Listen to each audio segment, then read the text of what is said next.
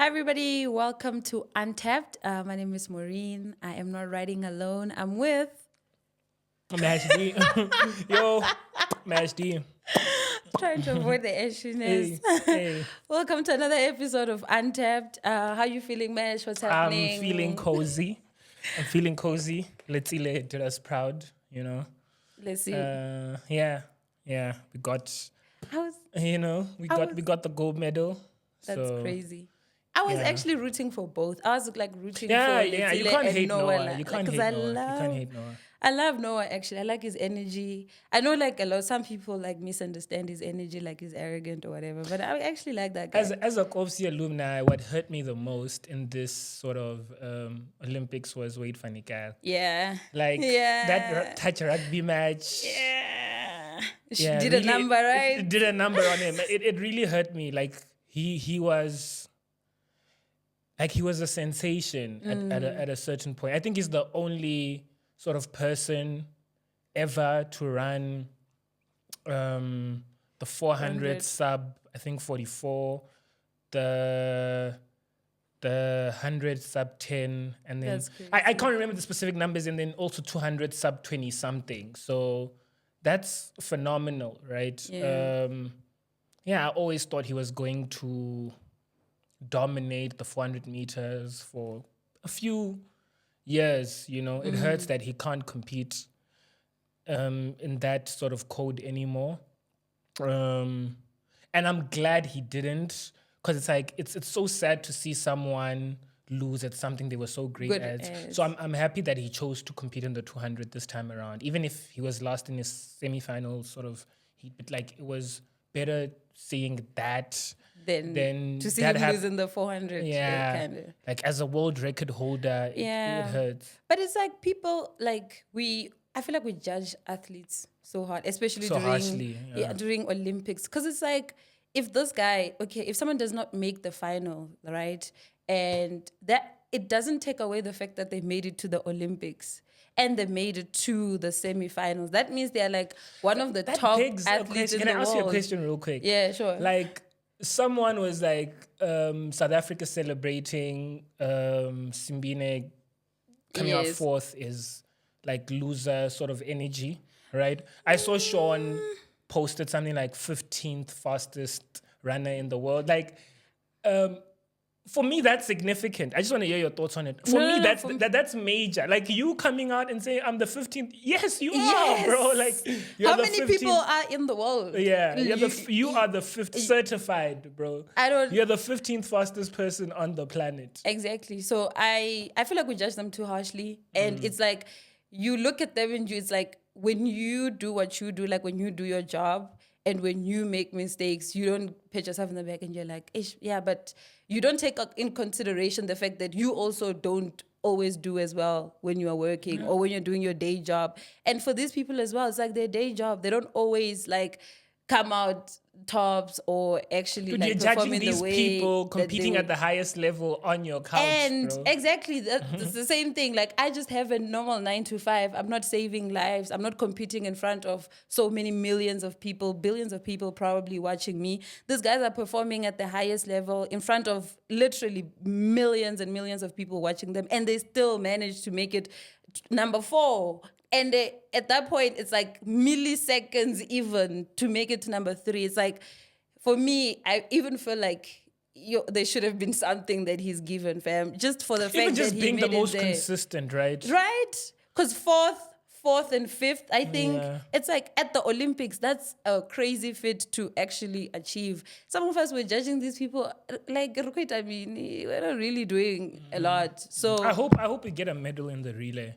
I me too. actually think we can win it. yeah. It sucks that our second fastest runner got injured.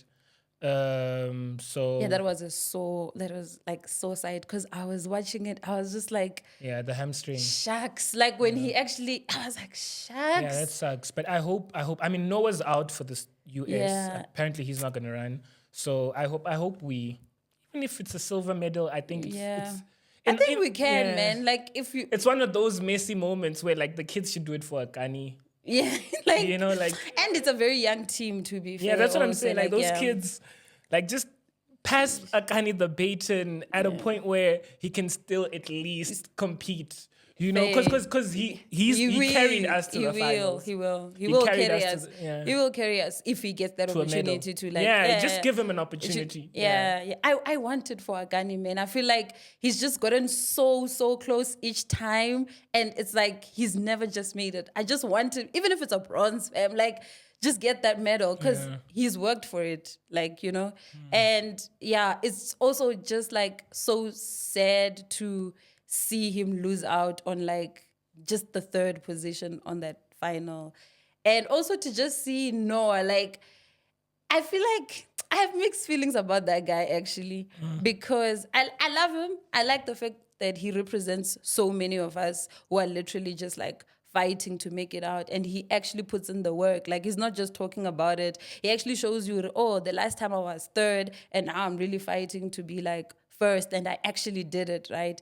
But at the same time, I feel like how it went about with the 200, it was a little bit shaky, because then, like, after the COVID thing. Yeah, after the race, they were like, oh, he has COVID. Yeah, that's And- so loser mentality. And it's It like, could have been it could COVID. have been really COVID, but Yeah. it's like, But he was running around before the race started. no, and it's like it took a little. I feel like it takes a little bit of shine away from Letile, because like he won. It's just take it in the chin and be like, hey, the bro won. It's fine. Like, let's move, instead of coming up with excuses or, oh, he only won because you're creating And I'm glad that Letile doubt. won because he lost his mother. You know, so Yes. yeah. Yes, and like he's also been like just there all the time. It's just there to finally see actually getting a gold. It's like, it's amazing to see.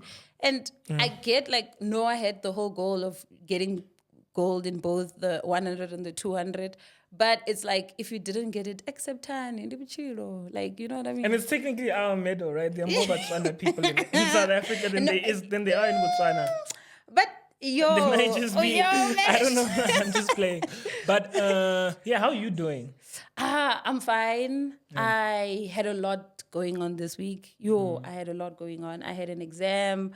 There was just a lot around me. Like, that, besides the exam happening, I had to play so many roles in my life this week. So I did shut off a lot of things, like shut off a lot of noise from being in my space, so that I could just focus on the things that I had. But yeah, the exam went well. I'm here today. It's Women's Day. Super excited that I actually passed my exam, and I made it here. That's good. Yeah. I'm not surprised. But No. Actually, like I was actually I felt like I wasn't ready for the exam. Like, I thought of postponing it to like Monday or something, so I can get a couple of days to write it. Because for the exam, you actually set up the date yourself. So I was like, on Monday, you have 72 hours to do it. So I was like, on Monday, I was like, am I postponing this thing or not? But I was like, hey, you know what? Hey, let's go. Let's go. In true Maureen style, bro. I'm just like, let's go. And it paid off. So shout out to God. And yeah, we're here. So I'm really good, fam. Yeah. But what have you been tapped into? What's been going on in the world? You go into what you tapped into first.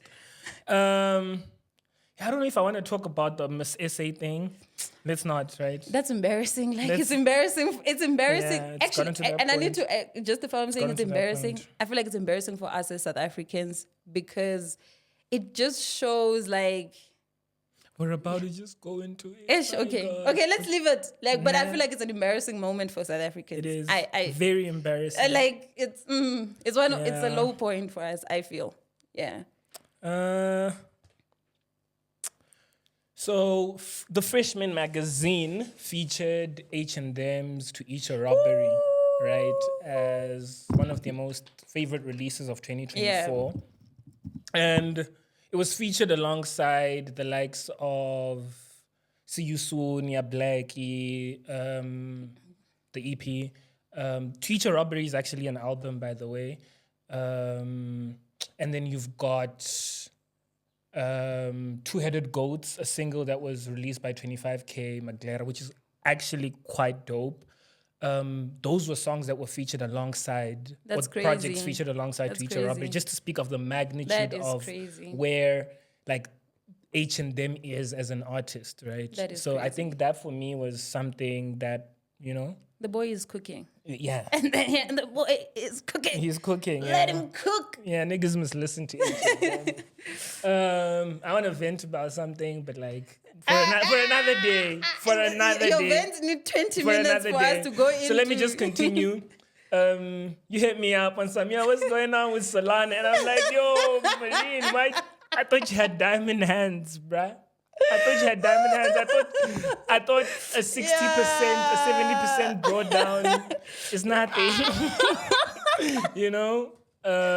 Crypto's the land of degenerates. Yeah, we just move. I saw that and I was like, yo, man, I thought of you. What's going on?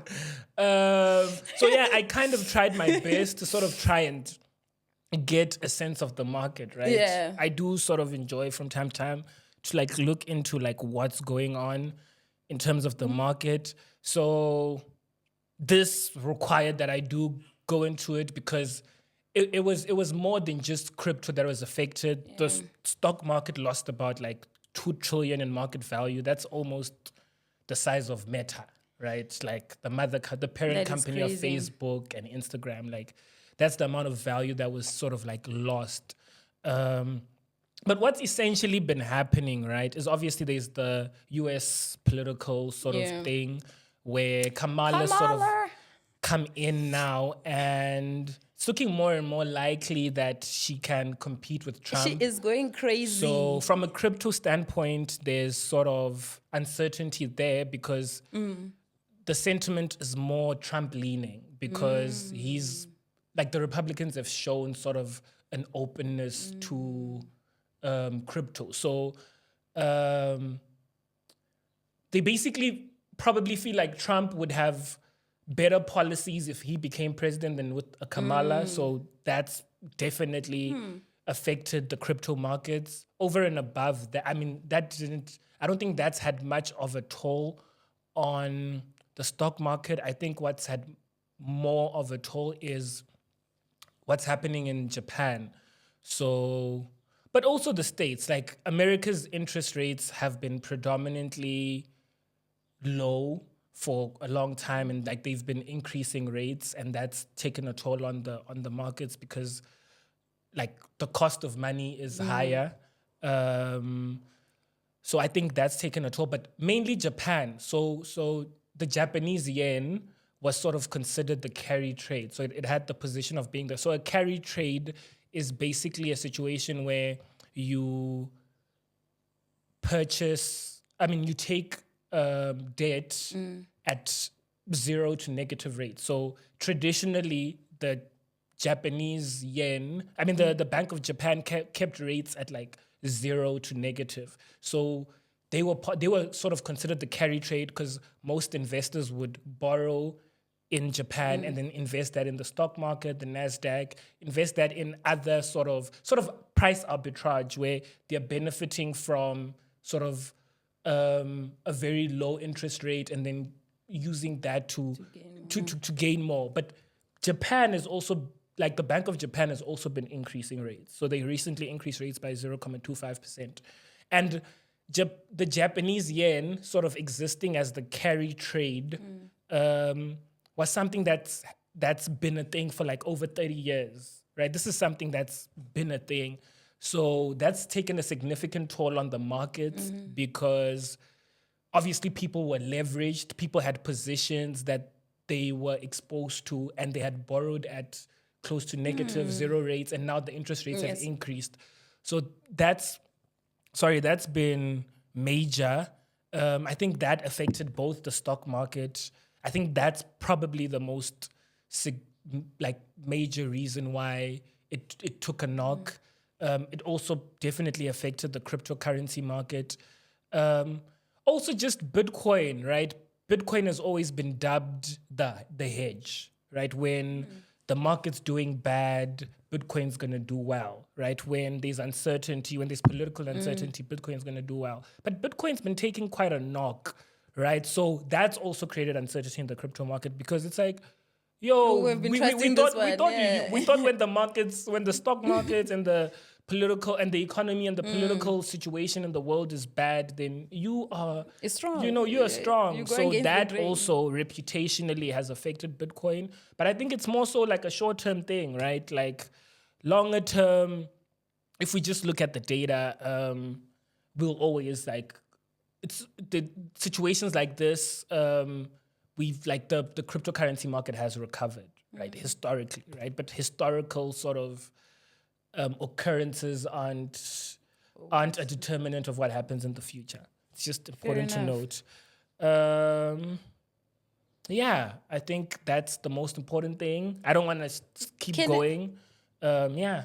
Can I just say to your point there, like I feel like since we started this pod, I'm more invested in probably the markets and even just cryptocurrency more than I've ever been. And that's why Yeah. I probably noticed the Solana thing Yeah, because the I was dip. just like, mesh, Yeah. it's like, what's going on? Also like, yeah, Solana is right now the meme coin capital. I think that's something you should. So like the meme. So like when you see, have you ever heard of Dogecoin? Like when Dogecoin, there was around.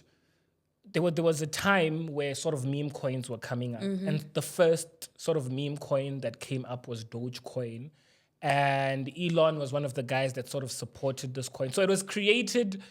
Dogecoin was Is that on the essentially. movie Dope? Is that what they were using? I don't know. Oh, I don't know okay. the movie though. But Dogecoin was sort of created as a tease. Like it was created to tease the cryptocurrency market. Just like it's this easy to actually create a cryptocurrency. You know, it's this easy. But Elon started supporting it, and then it obviously gained traction. And he was like, "Yo, the irony of something sort of created as a joke actually becoming becoming a thing. the most important currency would be nice." I mean, I don't think that would ever happen, but that like Dogecoin created generational wealth for the people that invested early around that time, right? So that's been a thing where you'll get dog-based coins, you'll get cat-based coins, you'll get, so that's so where these coins have essentially been dominating the most. I mean, Ethereum is a platform that has hosted meme coins that have done quite well, but sort of the meme coin casino. Nah? Yeah, let's call Solana the casino. And then the meme coins, the different sort of games you can play in the casino. Because some meme coins can moon. You can get, if you invest in a meme coin, you could get 15,000% returns, like significant returns, right? Kids are turning $20 into 20 million, right?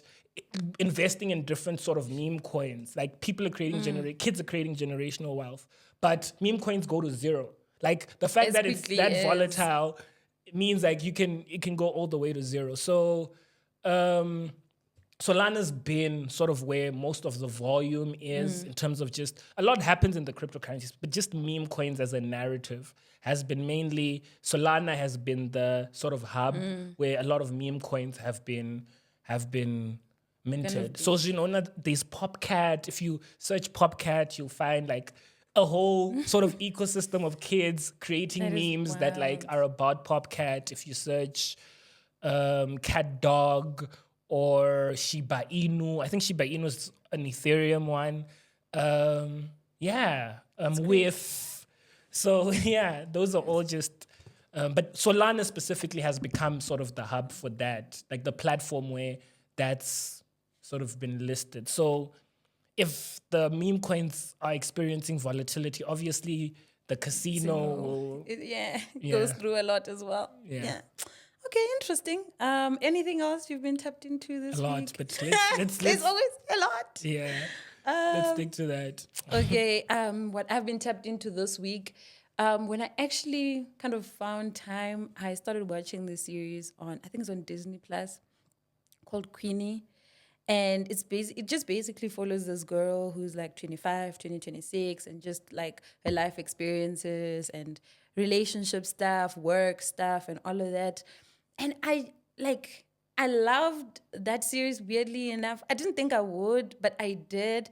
And the reason I did was because like it was just nice to see a Black woman being represented in such a kind of a very like honest and clear way. Like, she wasn't just painted as like, oh, she's like 100% getting it, killing it in the game, independent, doing whatever. But she was also painted as like somebody that, struggles with like certain workspaces, struggles with certain relationships with her mother, like romantic relationship, friendships as well. So it was so interesting to me that like, if I hadn't actually even seen something like that before. So when I started like watching it, I was like, oh, this is so relatable. This looks like something that I would struggle with, or this looks very much like something that I'm struggling with, or I'm dealing with, or I'm trying to navigate.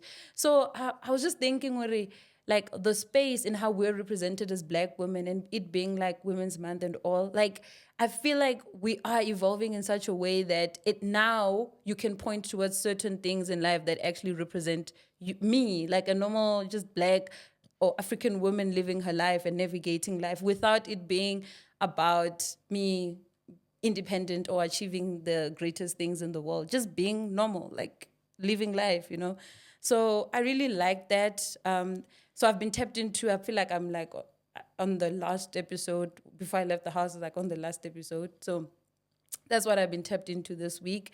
And the other thing that episode, that series actually made me think of is just like the fact that like as women, we usually like expect so much from ourselves, right? Like I don't know if it's a minority thing in spaces or just the fact that we are women and we're facing so many things. We expect ourselves to be 100% at all times. So when I just saw how she was navigating life as like, nah, it's fine. Things is not working out. Nah, it's cool.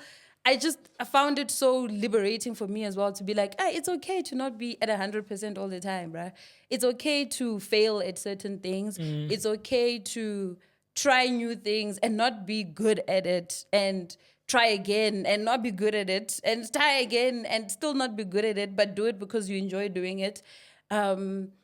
It made me also think like just create on a creative level as well. Like it's because I always felt like and I think this is something that happens around our communities as well. Creativity is not something that's cultured like within us. It's like you need to get a job and then kind of dabble into creativity. But like it's like Yo, that makes me think of something. Sorry for cutting you. It just came up because always comes up when conversations like this come up where I think I heard this on Metro FM. Yeah. But it was a clip from probably a John Carney interview, right? And Yeah. he's like, he was basically saying don't have something that you call something that you're falling back on, because fall back is a double negative.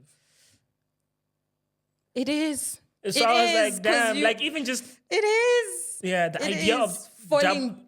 double negative is just so crazy. Yeah. So like let life just inevitably make you go to the plan B, right? Yeah. But don't be pursuing a plan A and thinking, I'm gonna if this does, I'm just I'm gonna fall pivot. You're gonna spend a lot of time thinking of doing things to do with the plan B. So I guess that series kind of like validated that for me in my head. Like it's okay to just take up something as like something that's not like regarded as like that's not praise. So it's okay to take the road less taken, really. Like if you're into creativity and you want to try something, do it.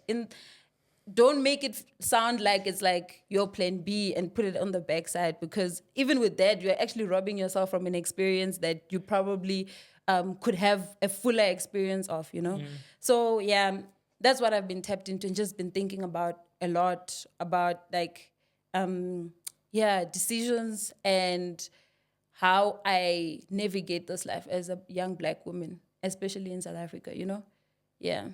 Do you think on the navigate your life as a young Black woman in South Africa, and you'll continue if you still have some things you've been tapped into, but like I want to ask you if you've ever wished you were a guy, because now I'm thinking, it makes me think of, given that it's Women's Month, it makes me think of the male sort of South African experience versus the female African experience. I think if like when I was younger, probably I wish I was like, because I have 4 brothers, like 3 older brothers and a younger brother, right? And I have a sister. And my brothers have always had it's this cadence, man. They've always had the confidence to just go through the world. And in fact, I felt like I wanted that. I wanted to like go into the world like that with so much energy. And I didn't feel like I saw enough of that energy with the women around me. I saw the softer, the more calm, the more, reserved. And I didn't relate much with that. I related a lot more with the guys. Assertiveness, yeah, with the assertiveness, with the guys that go out and just do it and not like, and not double back, just like whatever it is they're thinking about, just do it. I even saw a reel this week and somebody was saying like they will do everything with the confidence of a average white male. And I was like, I get it. You achieve everything in life. You just do, because they don't, it seems as though they don't have as many limitations in their head as we do. A black man with confidence of a white male. Hallelujah. That's Kanye West. Yeah. Exactly. What's up, bruh? So it all depends. I guess when I was with younger. friends like you, man, who need friends? Sometimes the best advice is no advice, especially when it's your advice. But yeah, especially when it's I love that. So yeah, exactly. So I feel like when I was younger, I definitely felt like I wanted to be a guy, and it wasn't necessarily because of like anything. It was just that. It was just like I wanted to show up with that amount of confidence, with just that amount of like. And if you know my brothers, you will understand what I'm talking about because they're like that, like really. Like that. Crazy, yeah. They're really about it. So yeah. About it. But now, yeah. Now, man, like, and I guess in the past couple of years, I've just been navigating being a woman, just falling in love gracefully and falling in love with every piece. There's things I'm discovering about myself and how I navigate certain things that I feel like, the power that I have as a woman, and I'm exploring that part and I'm actually allowing it to like grow in me, and not even on a fast pace or whatever, just understand that this is where I am. This is what I'm on, a learning journey, and I'm learning to accept that I am actually a woman and I am living the life of a woman. Black woman, yeah. A black woman at that. And I am embracing that, which is something that I probably didn't do as a younger person. So now that I'm in like my mid-20s and like, it's just, I'm falling in love with the journey. I'm falling in love with sisterhood as well. There's a lot of women around me that stand with me, that I have conversations with, that are reassuring and like say so much to me. Like they bring so much life into me. I think women need to make more of an effort to actually showcase the fact that they're there for each other. Or, oh my word. Like I think there isn't enough of that. Like women come across for the most part as like mean to each other. I guess. As like your women don't cope in the same space together, and I think also there's sort of a weird dynamic to it because guys, right, on the same sort of breath, guys have this thing of holding back on things. So a lot a male relationships will work, but only because they're surface level type of. They're suppressing a point of view. They're suppressing how they feel about a certain thing. Yeah, they're allowing themselves to be in a space with someone that they have different views with, or they not even just different views. Who's done something that they say they condemn. But they're saying, and then the way you're acting is sort of contradictory, right? It's not enough to say it. I guess that's what I was trying to say with that, like they don't agree with. It's like if you kind of like are implicated in like something that has to do with gender-based violence, like I feel like women are more in a space where they would call each other out if something like that was to ever happen in their space. Then guys are in terms of calling each other out in situations like that. But I guess to your point about women being mean to each other and it sounding like or seeming that's like a thing. Like girls being mean. I don't know what the phrase is called, but it's a thing. It is a thing. Yeah. And I think actually part of when I was younger as well, like part of me not necessarily leaning towards being with the girls or like exuding like femininity was because I felt like that's what it represented. I felt like it had mean energy into it.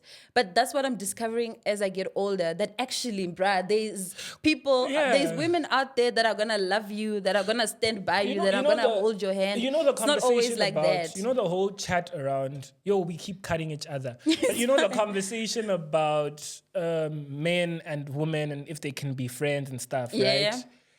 Like, for me, it's such a simple sort of conundrum to solve, sort of a simple question to like confront. Because for me, it's like, bro, like a woman, for the most part, represents a perspective, right? Like a woman represents a perspective. So if you're saying that men and women, right?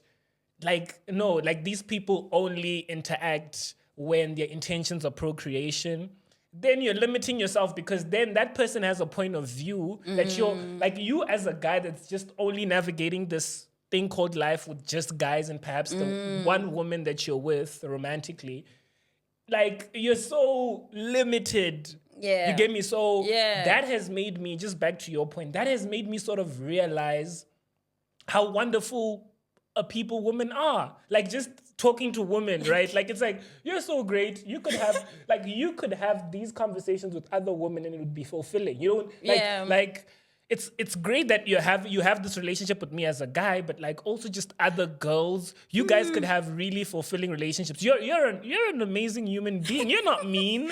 You're living life. Yeah. Do that with your girls as well. Yeah.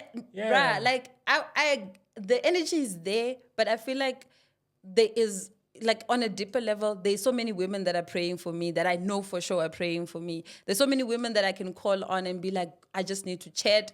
And again, for them as well, when they need to chat 3 a.m. or whatever, I'm there. I will risk my life and go to them and talk to them. I feel like there's just the perception, a view that has just been taken over just like our relationship, and that's what people think it is.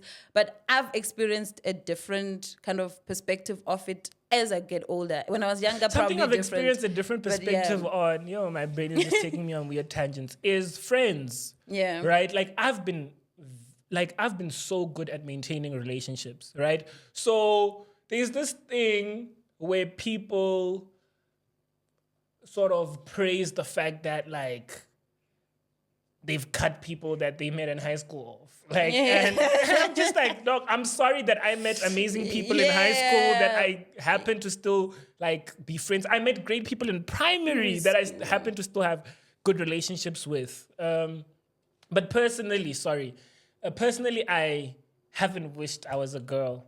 Like, and like there isn't, like, there are things about women that I admire, but like being a guy has always just been so fulfilling, bruh. Like, being a guy has always been, and I think also, I think my dad had a role to play in that, because also just like, this is a dude, bro. Like, he's moving with these bros, and it's like, I want to be like him, so I have a question for you. What about being a man do you think is most fulfilling?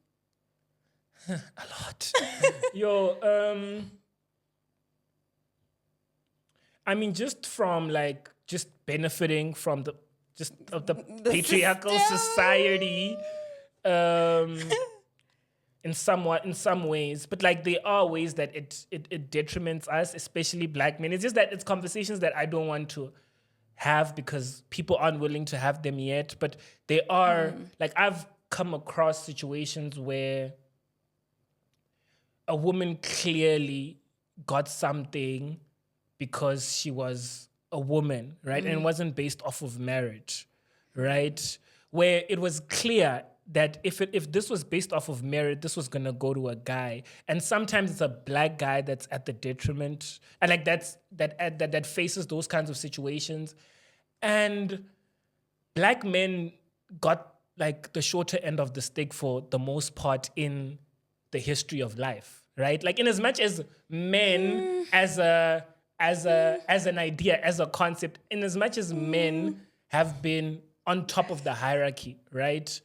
I could make an argument. I feel like black men are just above black women, though. Yeah, like, I was just about to say that I could make a strong argument that white women have it way better than us. No, I would agree actually. But like the world still, like we're still just men, right? We're still like the privileges that a white man has are sort of viewed as the same privileges that a black man has, right? From a professional standpoint. Okay. But But let me answer your question, because now we're just gonna go. I wanna jump on You're that gonna probe point. me. Okay, let me just quickly say what's nice about being a guy. Yeah. What's nice about being a guy is community. You know, there's just so much that you can do with guys that involves community, like just from when you're so young. Like I that is remember so playing true. soccer in the streets, That is so playing true. Xbox, That you know, is with your so friends. So everything, like there's so true. much community, brotherhood, right? If you manage to just nurture, cultivate a good circle of friends, then you just have a good community. So is so like now these football banter, like guys have groups on Yeah. WhatsApp.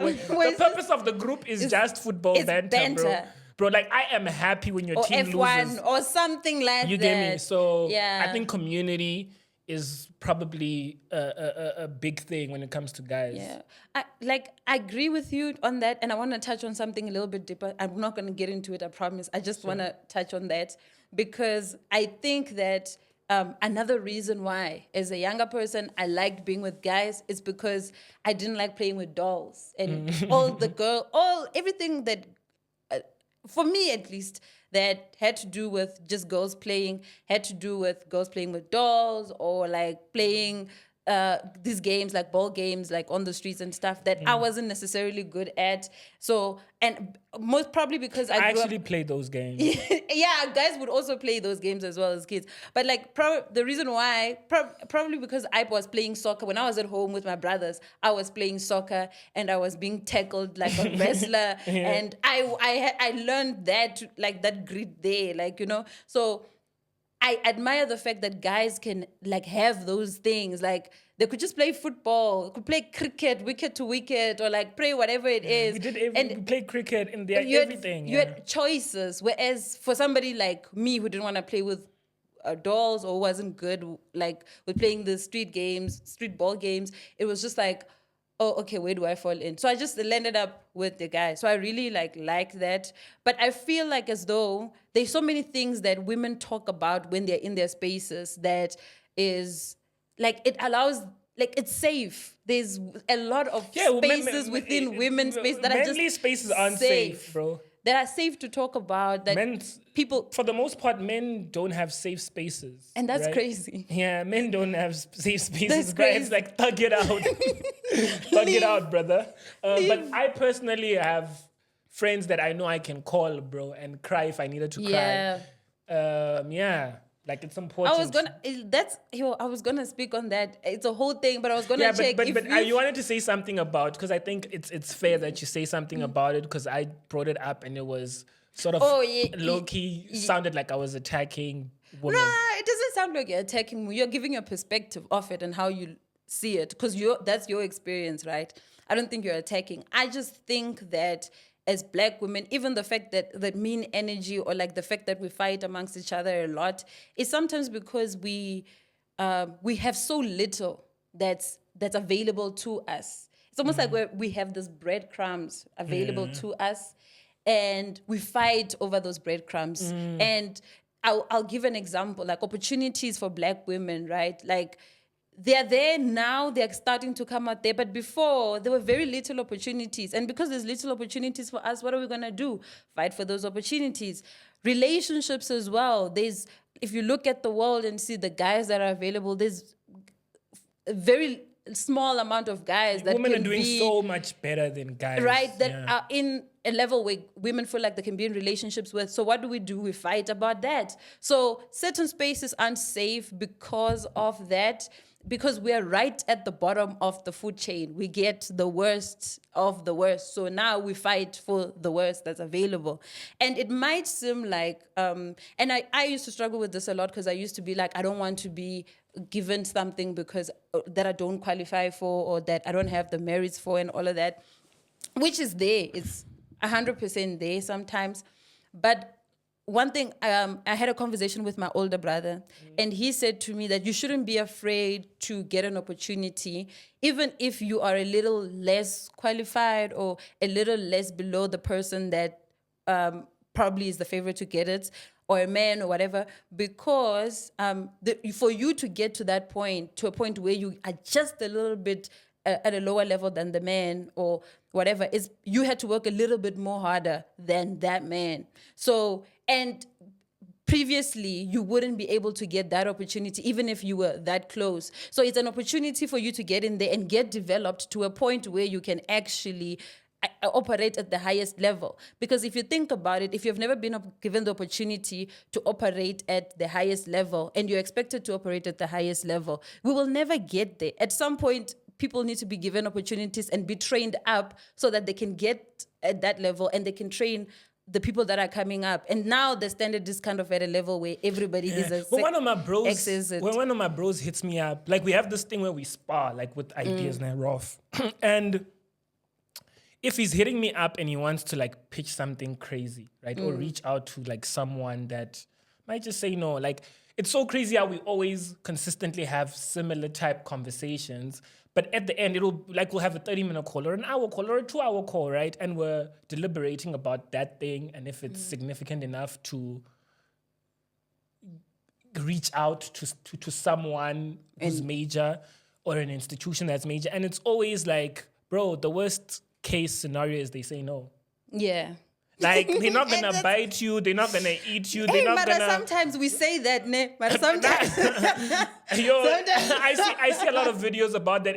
And it's in the context of relationships where someone literally just damages someone. Yeah, they go for their thing. But yeah, you're right. Yeah. It's a no at the end of the day. That's just what it is. Yeah. That's literally the worst. I mean, there are different variations of no's, but it's a no at the end of the day. That's the worst, bro. They're not going to go on TV and expose you. They're not going it's like, hey, Marai, actually, TV these days, bro, people have been... Yeah, but I mean, you just... If you're pitching an idea, I mean, it's not the same. Yeah, bro. I was going to say, though, like, I feel like... and I guess it's like closing the whole conversation about me trying to be, like, ever thinking of wanting to be a man and all.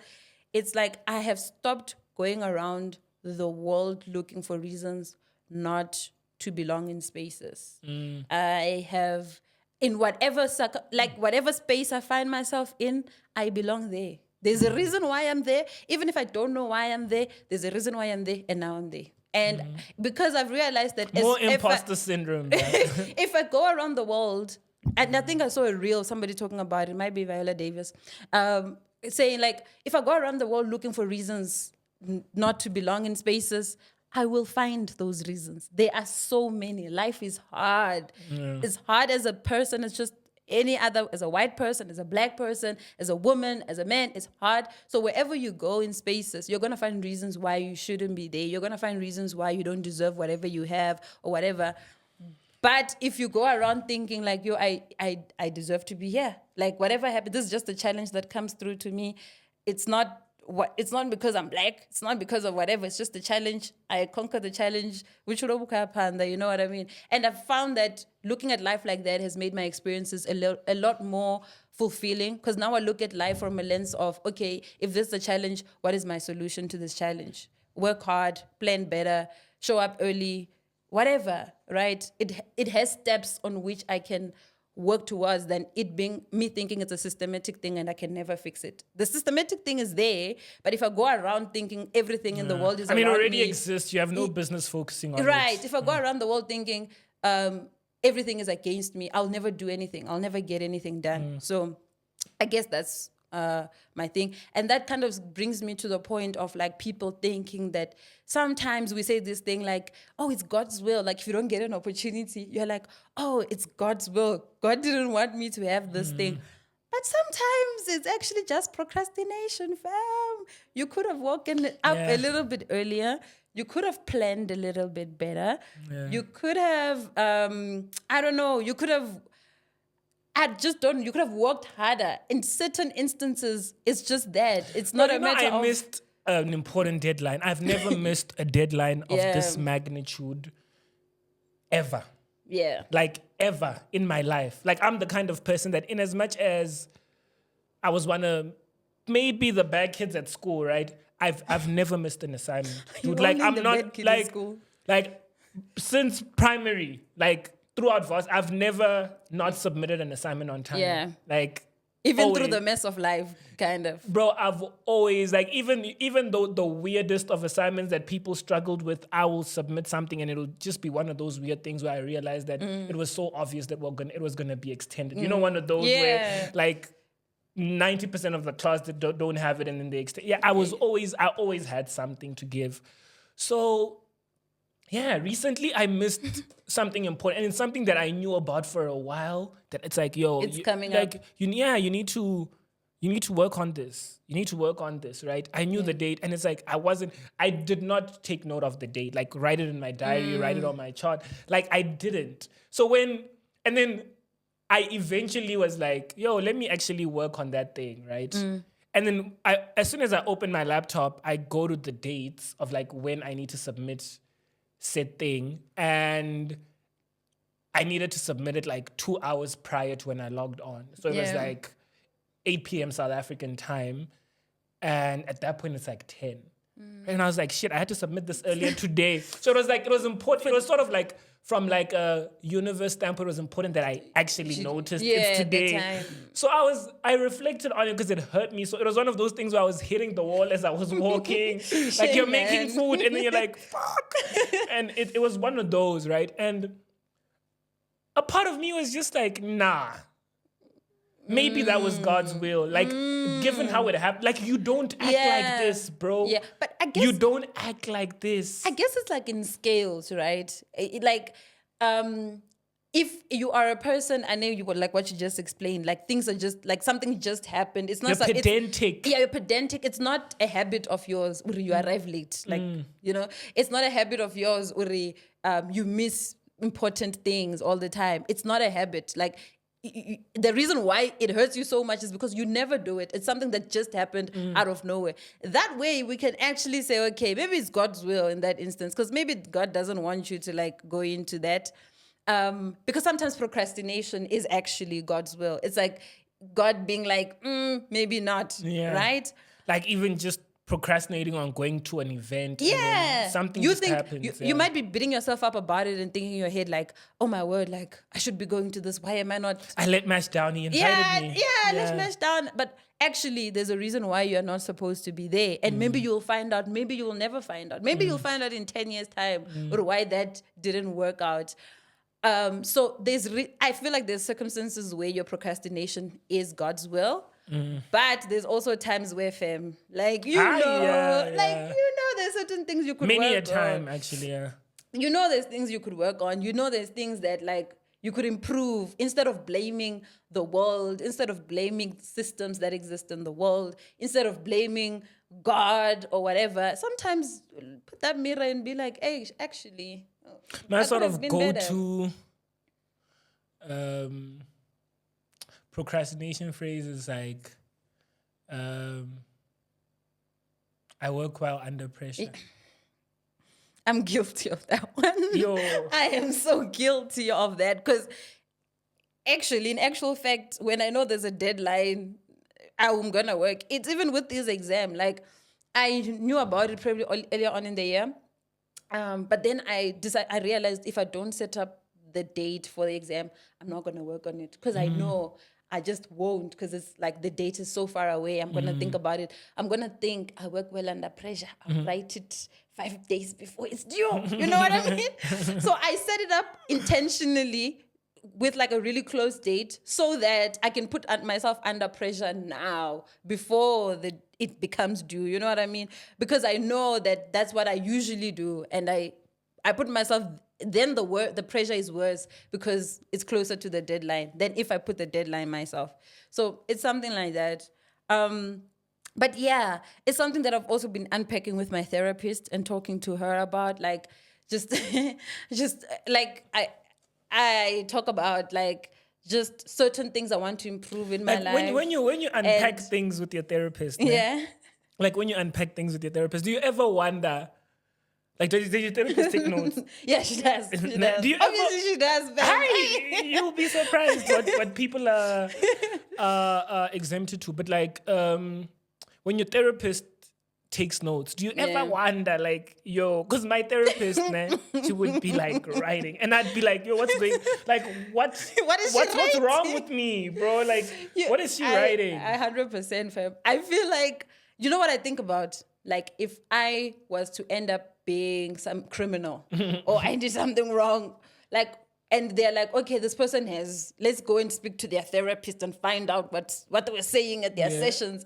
I wonder what she's going to say. Yeah, what's in those notes? What's in those notes? Because what if she's saying, like, when I'm saying, oh, this is what I did last week or whatever. Narcissist. Yeah, and then she's writing it down. She's like, Narcissistic behavior, tendencies. characteristics on a spectrum of something, of, you know what I mean? And she's not saying it to me, because the thing about therapy is they're there to help you with tools. They're not there to solve your problems. No. So they're helping you with tools to be better.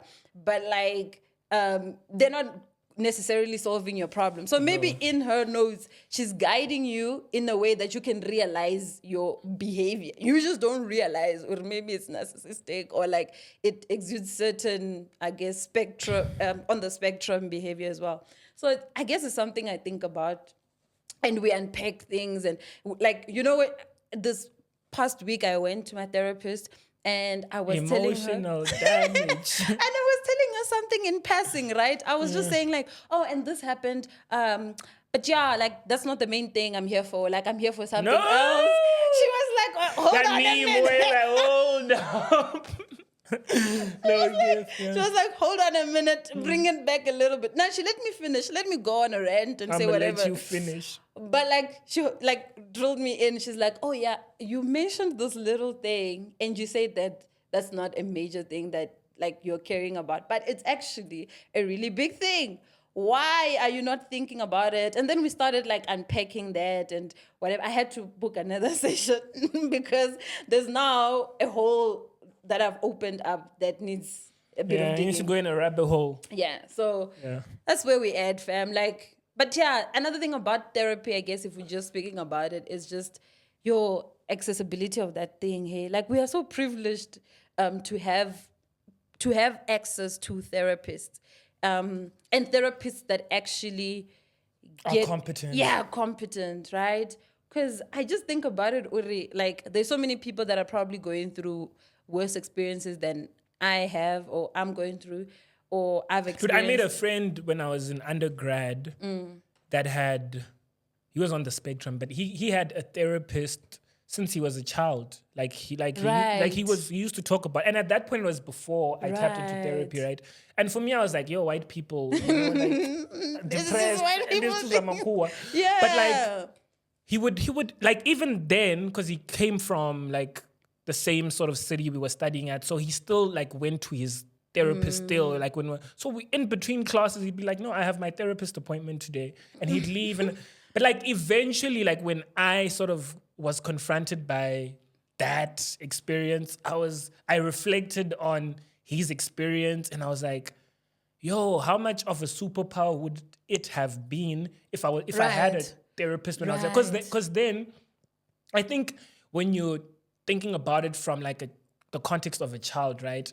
The therapist is able to communicate with the child in a way that their parents aren't able to communicate. You need to remember that parents are experimenting with kids. They haven't raised kids before, bruh. All the Like, firstborns, stand up, please. yeah.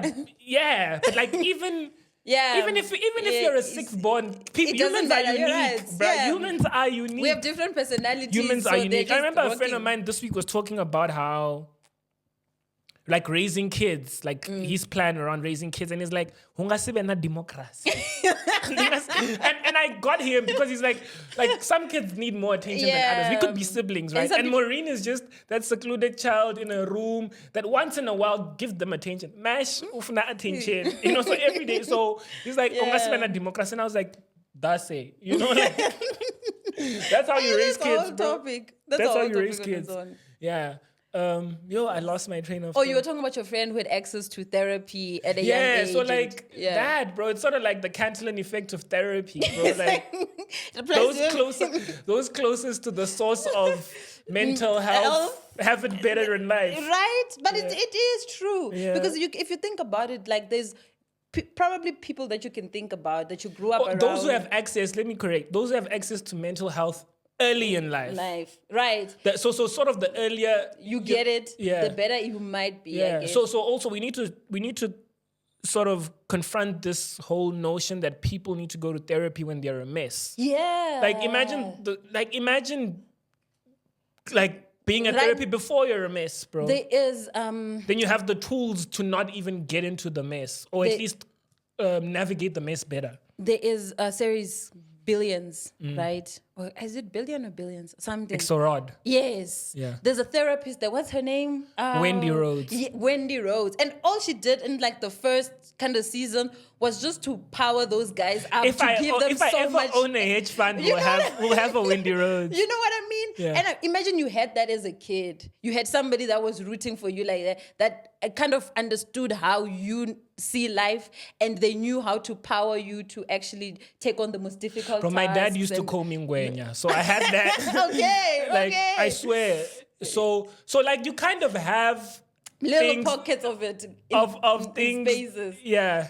Maybe we'll have that conversation when you have conversations on father figures. And yes, I think it's a figures. valid conversation. Actually, Yeah. I feel like it's a valid conversation. Sorry, when I think about my story as well, I feel like I dwell a lot more on the fact that like of the men around me. But my mom, fam, like she raised 4 boys, like, and they have that confidence. Yeah. So if I have to think about it, for them to show up like that in the world, they had to take it from somewhere, and she was there 100% of the time. So actually, the confidence I was looking for in some way from like at my brother's was actually coming from my mother, but it didn't come out in the same way. Like it wasn't. She didn't express it the way it came out. Our democracy. You know how it came, yeah, like the way it came out through my brothers, it wasn't the same way it came out with me. With you, yeah. You understand what I'm saying? So the only grew up versatility, with sisters and only older sisters. So the versatility of that is just crazy. We need to get into that topic, but yeah. I mean, back to your brothers. You spoke a lot about your brother and like experiences and stuff. So that made me because I didn't think about this week's question. Yeah. So that made me think about like the whole idea of like being an amateur, you know? So like because you spoke about your brother saying like do things, you know, like spread your wings. So it made me think of being an amateur. Like if you had the opportunity to be an amateur again, right? Like what would you do? Essentially, like you're going back. Like this is you could take an internship at your favorite company and like start a new career, or just completely live life, live your life as it exists now, and like go back to school and start a completely different degree. Like what would you start as like an amateur, like today? Like if you had an opportunity and it's funded, like you have the freedom of to just do whatever. pursuing it. Like, yeah. Mesh, dude, like, I don't think I'm gonna answer that question the way you probably like were thinking. Thinking about it, because I feel like I am an amateur. Like I'm so comfortable at being an amateur that like right now I am an amateur in a lot of things. Like, and it's we're an amateur in this. Yeah, exactly. Right, we're trying this out, but like from different perspectives. Like I was interested in astronomy, and I don't know a first thing about. I mean, I did physics in high school, and I wasn't too bad at it. But that's as far as that goes, right? So I just enrolled into a degree that has to do with space law and aeronauticals and telecommunications to just allow me that opportunity. I'm an amateur there, clearly, because I don't know that much. My career as well, amateur. I'm figuring things out. I don't know finance that much. I didn't study finance, but like I'm learning so much from there, and I love it. So I would say like currently, I get how you answered it. You're basically just saying that like that's my life in a nutshell. Yeah. My life is defined by amateurism. Yeah, and learning new things and getting new experiences. I'm comfortable with it. I do not fear it at all. If I figure something out tomorrow that I want to get into, I'm gonna get into it. Balls deep. Like MJ. I hear you. Loud and clear. You? Loud and clear.